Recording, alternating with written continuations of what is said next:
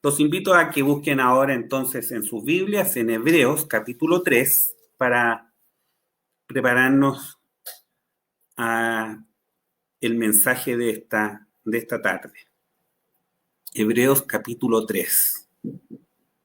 Participemos todos de la lectura de la palabra del Señor. Dice así: Por tanto, hermanos santos, participantes de la vocación celestial, considerad al pastor y pontífice de nuestra profesión, Cristo Jesús, el cual es fiel al que le constituyó, como también lo fue Moisés, sobre toda su casa. Porque de tanto mayor gloria que Moisés, este es estimado digno, cuanto tiene mayor dignidad que la casa el que la fabricó. Porque toda casa es edificada de alguno, mas el que crió todas las cosas es Dios. Y Moisés, a la verdad, fue fiel sobre toda su casa, como siervo, para testificar lo que se había de decir. Mas Cristo como hijo sobre su casa, la cual casa somos nosotros, si hasta el cabo retuviéremos firme la confianza y la gloria de la esperanza. Por lo cual, como dice el Espíritu Santo, si oyereis hoy su voz, no endurezcáis vuestros corazones como en la provocación en el día de la tentación en el desierto, donde me tentaron vuestros padres, me probaron y vieron mis obras 40 años, a causa de lo cual me enemisté con esta generación y dije, siempre divagan ellos de corazón y no han conocido mis caminos. Juré pues en mi ira, no entrarán en mi reposo. Mirad, hermanos, que en ninguno de vosotros haya corazón malo de incredulidad para apartarse del Dios vivo. Antes, exhortaos los unos a los otros cada día, entre tanto que se dice hoy, porque ninguno de vosotros se endurezca con engaño de pecado, porque participantes de Cristo somos hechos, con tal que conservemos firme hasta el final el principio de nuestra confianza. Entre tanto que se dice, si oyereis hoy su voz, no endurezcáis vuestros corazones como en la provocación, porque algunos de los que habían salido de Egipto con Moisés, habiendo oído, provocaron, aunque no todos. Mas, ¿con cuáles estuvo enojado 40 años? ¿No fue con los que pecaron, cuyos cuerpos cayeron en el desierto? ¿Y a quiénes juró que no entrarían en su reposo, sino a aquellos que no obedecieron? Y vemos que no pudieron entrar a causa de incredulidad. Que el Señor bendiga la lectura de su palabra. Dirijámonos al Señor en oración. Padre nuestro que estás en los cielos, te damos gracias porque nos permites congregarnos, porque nos has dado la oportunidad de compartir estas hermosas alabanzas y ahora, Señor, nos aprestamos a meditar en tu palabra. Somos incapaces, Padre, de comprender con nuestra inteligencia el infinito y eterno alcance de tu palabra. Por eso acudimos a ti, Señor, para pedir que tu Espíritu Santo ilumine nuestras mentes y que podamos comprender así la hermosura de tu palabra, que podamos atesorarla en nuestros corazones, que nos redarguya de pecado, que nos haga volver nuestra mirada hacia ti, Señor. Nada de eso podríamos hacerlo si tú no nos permites hacerlo. Por eso, Señor, nos ponemos bajo tus alas de protección y te imploramos que seas tú quien dirijas esta meditación. Lo pedimos por los méritos de Cristo Jesús, nuestro Salvador. Amén. Hermanos, continuamos con nuestras meditaciones centradas en la epístola a los Hebreos. Hoy nos vamos a detener en el capítulo 3. El tema que aborda el escritor bíblico en este capítulo de la epístola es Jesús mayor que Moisés, pero también hace un fuerte llamado a las consecuencias de la desobediencia a Dios y del consuelo y reposo que encuentra el Hijo de Dios en su Padre Celestial. Aún estamos en la parte de la epístola a los Hebreos donde Pablo está presentando la superioridad de Jesús en cuanto a su posición. Y permítanme un brevísimo repaso de lo que vimos en el capítulo 2. En primer lugar, nos encontramos con una invitación a tomar la salvación que Dios nos ofrece, llamándonos a hacerlo con diligencia, es decir, sin dejar esto para mañana. Y luego Pablo nos presenta a un Salvador maravilloso, a un Salvador único, creador de todo cuanto hay y sujeto a la voluntad de su Padre, dispuesto a llegar hasta la muerte para destruir con su muerte al que tenía el imperio de la muerte y librarnos de la servidumbre del pecado. De los 3 grupos de judíos que tenía en mente el apóstol al escribir esta carta, hoy nos encontramos con palabras dedicadas especialmente a judíos creyentes. Se dirige a ellos como hermanos santos, participantes de la vocación celestial. Calvino dice en su comentario a Hebreos que eran creyentes consagrados a Cristo, apartados para ser santos, a quienes Pablo exhorta a considerar atentamente quién es Cristo y cuán grande es su persona. Eran participantes de la vocación celestial. Esto es que habían creído en Cristo para salvación, como lo somos todos los que, gracias a la obra del Espíritu Santo en nuestros corazones, hemos recibido a Jesús como Salvador personal. Si estas palabras fueron dirigidas a creyentes, entonces, hermanos, su consejo también debe ser considerado por nosotros hoy día. Luego, los invito a preparar nuestros corazones para atesorar en él lo que meditaremos en esta oportunidad.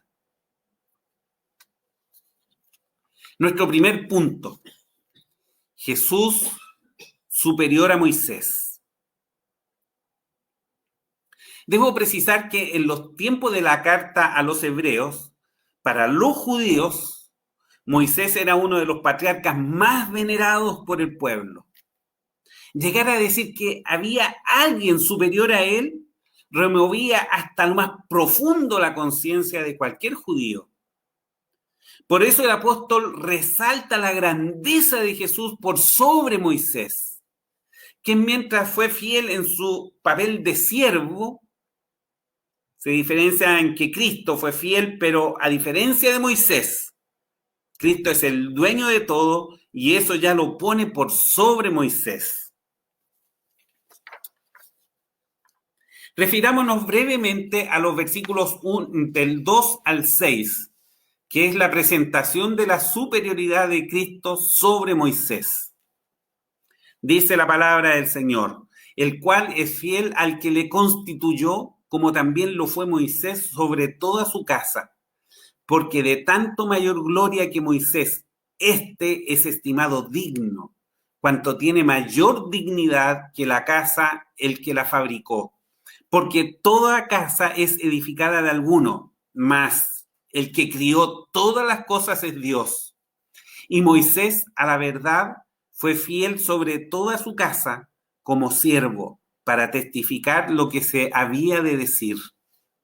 Mas Cristo, como hijo, sobre su casa, la cual casa somos nosotros, si hasta el cabo retuviéremos firme la confianza y la gloria de la esperanza.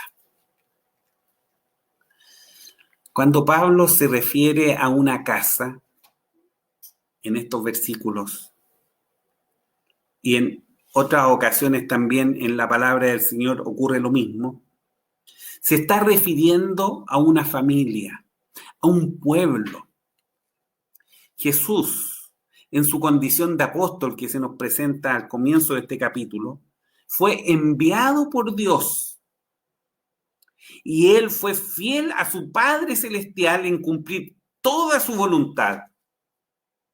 Tal como Moisés fue fiel a Dios para guiar al pueblo de Israel a través del éxodo desde Egipto a la tierra prometida. De eso da testimonio la palabra del Señor en Números 12:7. Cómo el Señor se refiere a Moisés, diciendo: mi siervo Moisés, que es fiel en toda mi casa.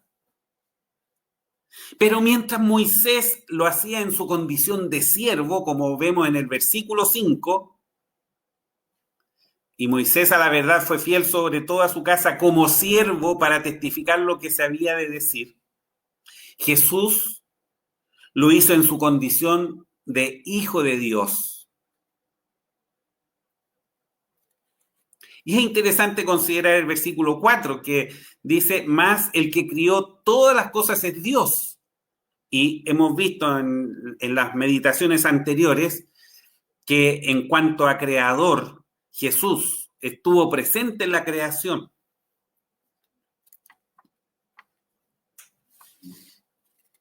Jesús fue el arquitecto y constructor de la casa que Moisés administró para Dios. Es lo que afirma el apóstol en el versículo 6. Moisés guió al pueblo de Israel, pero a la vez él mismo estaba siendo guiado por Dios. Jesús guía a la iglesia y lo hace porque él es la cabeza de ella. Él es quien la dirige y lo hace por derecho propio. No necesita de otro que le indique qué hacer y lo oriente marcando el rumbo que debe seguir, como sí lo requirió Moisés. Dediquemos unas palabras en este punto al versículo 6. Mas Cristo como hijo sobre su casa, la cual casa somos nosotros, si hasta el cabo retuviéremos firme la confianza y la gloria de la esperanza. Estas palabras, hermanos, encierran un muy solemne llamado de atención. Lo que está haciendo Pablo aquí es que está afirmando que la perseverancia en los caminos del Señor es una prueba de que somos hijos de Dios. No es que la salvación se pierda si no perseveramos. Por ningún motivo y bajo ninguna circunstancia un convertido perderá su salvación. La palabra del Señor es clarísima, dice: desde que creíste y fuisteis sellados con el Espíritu Santo de la promesa, que es la razón, que es la garantía de nuestra herencia, para la redención de la posesión adquirida para alabanza de su gloria. El punto es este, que si alguien no persevera, eso es una muestra de que esa persona nunca entregó su vida al Señor. Dice el apóstol Juan: salieron de nosotros, mas no eran de nosotros, porque si fueran de nosotros, hubieran cierto permanecido con nosotros. Pero salieron para que se manifestase que todos no son de nosotros. ¿Se dan cuenta lo terrible y potente que son estas palabras? Mientras el creyente persevera, el convencido pero no convertido es inconstante y no puede ser de otra forma, porque jamás ha sido creyente. En el caso de los judíos que participaban en la iglesia, había algunos que no dejaban de mirar hacia los rituales levíticos. Pablo les está diciendo: si te estás fijando en eso como un elemento que te ayudará a tener tu salvación, estás mostrando que no eres salvo. Y algo parecido ocurre en nuestros días con aquellas personas que creen necesario hacer algo para ganar la salvación. Es que no están dispuestos a recibir un bien tan grande sin hacer ellos un esfuerzo. Eso es un golpe a su orgullo. No aceptan que el perdón de sus pecados descanse exclusivamente sobre la cruz del Calvario.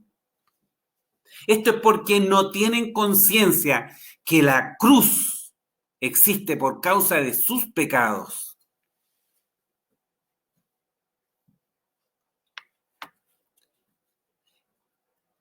Y eso nos lleva a nuestro segundo punto para esta tarde. El pueblo de Dios haya reposo en él. Nuestro mayor interés hoy lo fijaremos en esta segunda parte del capítulo, los versículos comprendidos entre el 7 y el 19. Hebreos 3, desde el versículo 7 al 19. Y antes de referirnos al reposo que encuentra en Dios el Hijo de Dios, meditemos un poco sobre la desobediencia que no pasa inadvertida a Dios. Se inicia este párrafo en Hebreos, capítulo 7, citando el apóstol el Salmo 95, los versículos 7 al 11. Salmo 95, versículos 7 al 11, que dice: porque Él es nuestro Dios, nosotros el pueblo de su dehesa y ovejas de su mano. Si hoy oyeres su voz, no endurezcáis vuestro corazón como en Meriba, como el día de Masa en el desierto, donde me tentaron vuestros padres, probáronme y vieron mi obra. 40 años estuve disgustado con la nación y dije: pueblo es que divaga de corazón y no han conocido mis caminos. Por tanto, juré en mi furor que no entrarían en mi reposo. Hebreos 3 y el Salmo 95 hacen referencia a lo que encontramos relatado en Números 13 y 14. Algo de eso recordamos en nuestra lectura devocional en Números capítulo 14. Israel tenía todo para conquistar la tierra prometida. El reporte entregado por los 12 espías enviados era muy favorable en cuanto a la generosidad de la tierra para dar alimento al pueblo. Sin embargo, hubo un tropiezo que resultó inevitable para el voluble corazón israelita. Leemos en Números capítulo 13. No podremos subir contra aquel pueblo, porque es más fuerte que nosotros. Y vituperaron entre los hijos de Israel la tierra que habían reconocido, diciendo: la tierra por donde pasamos para reconocerla es tierra que traga a sus moradores, y todo el pueblo que vimos en medio de ella son hombres de grande altura. También vimos allí gigantes, hijos de Anac, raza de los gigantes, y éramos nosotros a nuestro parecer como langostas, así les parecíamos a ellos. Quiero recordarles que cuando ocurre este acontecimiento en la historia del pueblo de Israel, hace tan solo 1 año y medio aproximadamente han cruzado en seco el Mar Rojo. Todos ellos vieron cómo todo el ejército de Faraón pereció ahogado por haber desafiado a Dios entrando entre las 2 murallas de aguas que flanqueaban el paso que Dios abrió a su pueblo. Pero ante la siguiente dificultad, olvidaron el poder con que Dios los había traído hasta ese punto de sus vidas. En vez de tomar las experiencias pasadas para reafirmar su fe, solo vieron las dificultades y pusieron en eso su atención. En ningún momento se les pasó por la mente volver sus miradas a Jehová. Lo único que veían eran unos gigantes prontos a devorarlos. Qué curioso, en esos días unos hombres de gran altura espantaron a los espías israelitas y los derrotaron sin siquiera enfrentarlos. Y hoy un microscópico virus tiene en vilo a todo el mundo. típica reacción del hombre confiando en sí mismo. Las consecuencias para Israel fueron fatales. Solo Josué y Caleb entraron a la tierra prometida, de los que al momento de salir de Egipto tenían más de 20 años. Solo 2. Y salieron, se estima, unos 2 millones de almas. Es que con Dios no podemos jugar. Desobedecer su voluntad es un grave pecado que sí o sí tendrá su justo castigo. Para los israelitas fue muerte en el desierto y estuvieron impedidos de entrar a poseer lo que se les había prometido, lo que era para ellos. Toda desobediencia recibe el justo castigo. Pero en este punto hay algo que nos debe llamar la atención poderosamente. Porque hubo uno que obedeció siempre y sin embargo tuvo que cargar sobre él el mayor castigo que jamás haya recibido alguien. A primera vista puede parecer una injusticia atroz. Sin embargo, el Hijo de Dios estuvo dispuesto a tomar nuestro lugar para que el castigo de nuestra desobediencia recayera sobre él en vez de que fuera sobre nosotros. La palabra del Señor nos dice: Cristo padeció una vez por los pecados, el justo por los injustos, para llevarnos a Dios, siendo a la verdad muerto en la carne, pero vivificado en espíritu. El sacrificio de Cristo llevó a Dios a cumplir su justicia sobre su propio Hijo.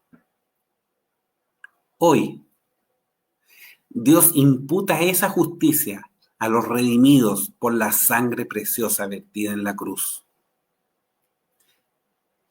Hermano, ese es el resultado final del Evangelio en nuestras vidas. Justificados pues por la fe, tenemos paz para con Dios por medio de nuestro Señor Jesucristo, por el cual también tenemos entrada por la fe a esta gracia en la cual estamos firmes y nos gloriamos en la esperanza de la gloria de Dios.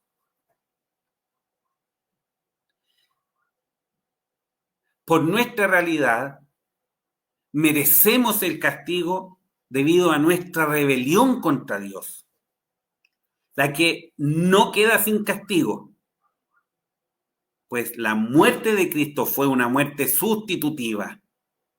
Él ocupó nuestro lugar.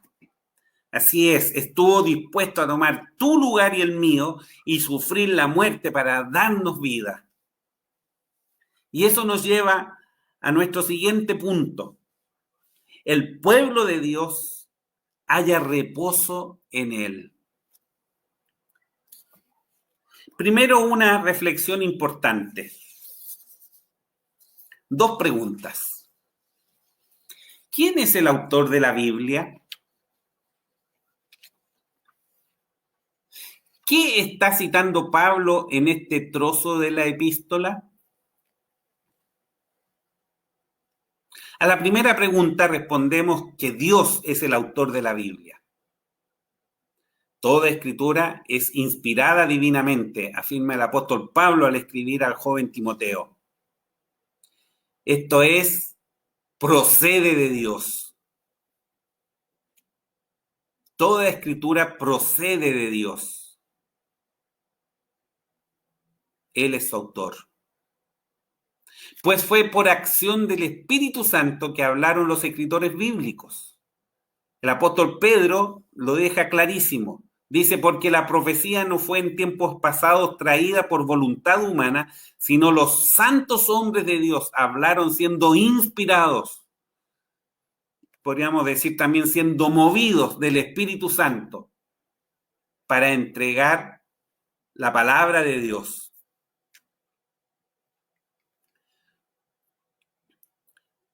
Vamos a la segunda pregunta. ¿Qué está citando Pablo en este trozo de la epístola?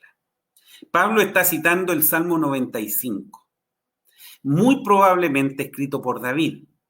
Sin embargo, una nueva pregunta. ¿En boca de quién pone las palabras del Salmo 95?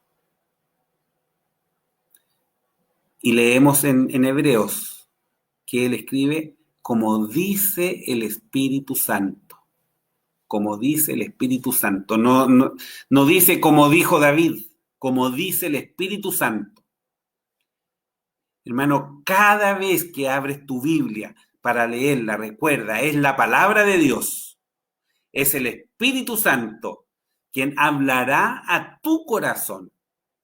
Hazlo entonces con temor de Dios, con recogimiento de espíritu.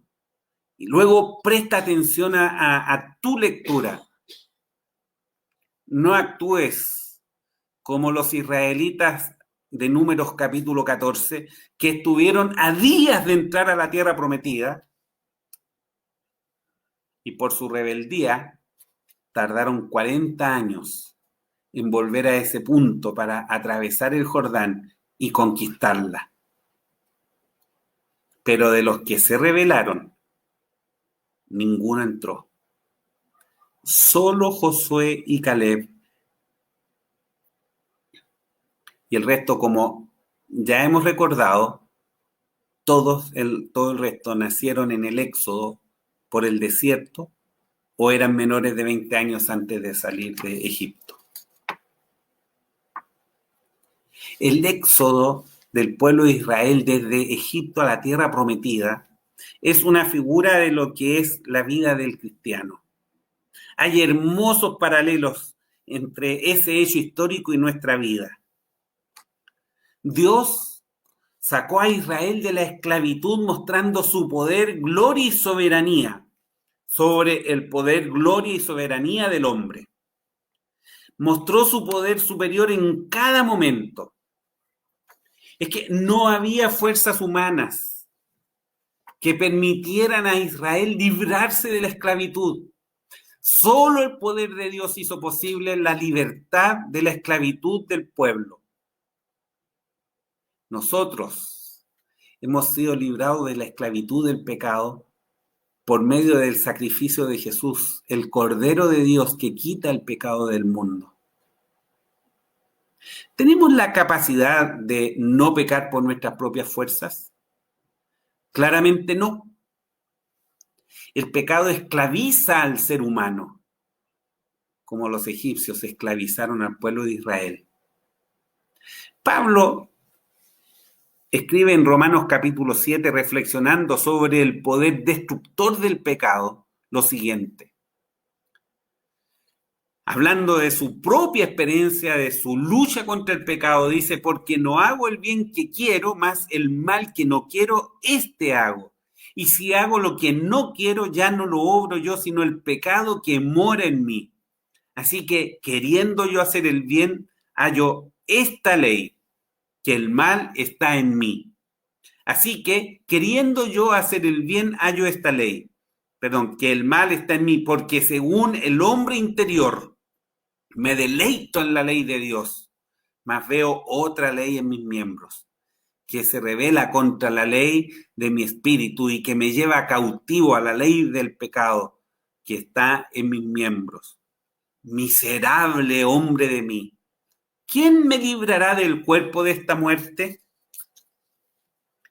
Entonces, hermanos, no nos queda otra posibilidad que alguien con un poder mayor a nuestras fuerzas nos dé la mano y nos saque de esta situación. Eso es lo que hace Dios por medio del Espíritu Santo. Regenera tu corazón, te da vida, lo transforma y aplica la sangre de Cristo derramada en la cruz sobre ti. Ahora somos en Cristo hechos nuevas criaturas.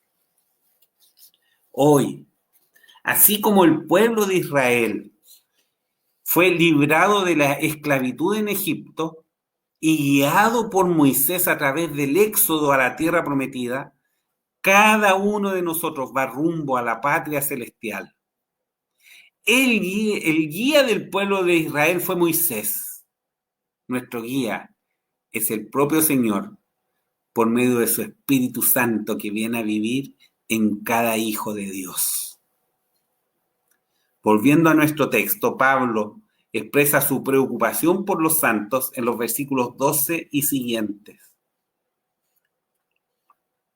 Mirad, hermanos, que en ninguno de vosotros haya corazón malo de incredulidad para apartarse del Dios vivo.